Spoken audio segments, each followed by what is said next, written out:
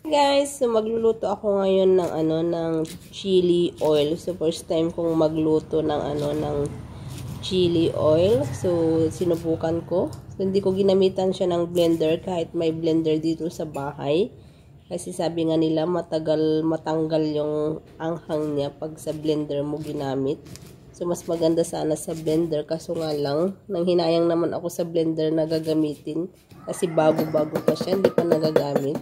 So, ganyan na lang ginawa ko sa aking lulutuin na chili oil. So, yan lahat yung na hiwa kong sili.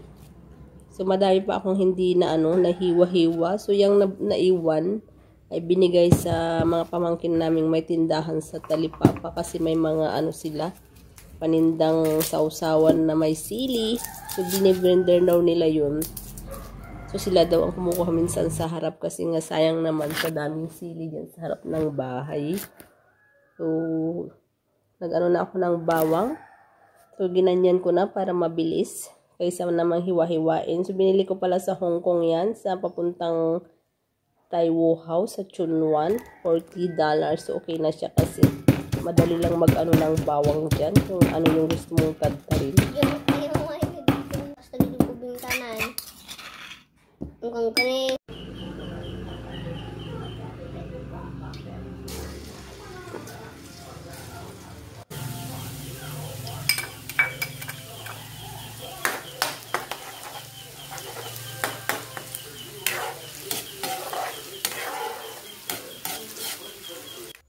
kulang ng mantika ng aking chili oil kaya dinagdagan ko ng mantika ulit.